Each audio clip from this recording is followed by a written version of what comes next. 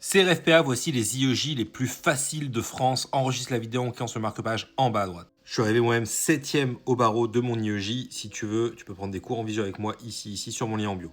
Donc on va uniquement se mettre sur les IEJ qui ont un taux de réussite supérieur à 35% parce que c'est déjà bien. Voilà. Donc on a premièrement 36% ici.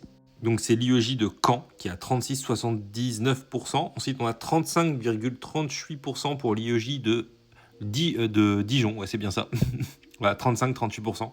D'ailleurs, pour Caen, c'est intéressant de regarder les admissibles 43, les admis 39. Hein. Donc tout le tri se fait aux écrits. C'est pour ça que je vous dis, allez sur mon site, vous prenez ma note de synthèse à trous, basée sur les meilleures copies, et les 3 vrais plans types qui tombent depuis la réforme du CRFPA de 2017.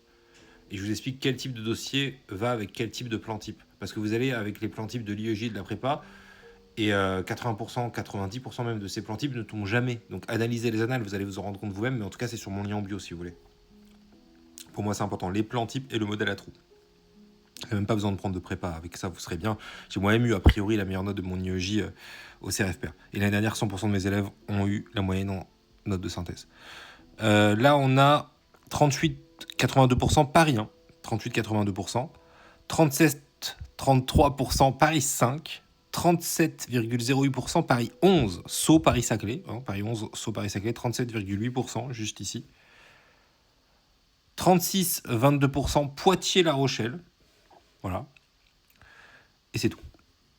Alors, si on se limite à ceux qui sont au-dessus de 35% et pour lesquels on a les chiffres, c'est les chiffres 2024, hein, d'ailleurs je précise, parce qu'on n'a pas les ceux de 2025, mais voilà, c'est tout. C'est tous ceux qui sont au-dessus de 35%. Il n'y en a pas beaucoup. Mais mettez le paquet vraiment sur les écrits. Avec mes 2 méthodologies de la note de synthèse sur mon site, sur mon lien en bio, ça devrait suffire, hein, vraiment.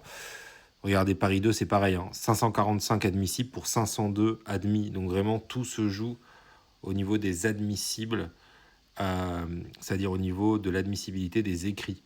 Et on est sur du COEF3. Et je rappelle un truc. 15 en note de synthèse, 10 en SP, 10 en procédure et 2,5 en droit des obligations, ça fait que vous êtes admissible. Donc tout se joue en note de synthèse. C'est pour ça, modèle à trous et analysez les 3 plans types qui tombent depuis la réforme du CRFPA de 2017. Vous pouvez le faire tout seul ou les prendre sur mon site, sur mon lien en bio.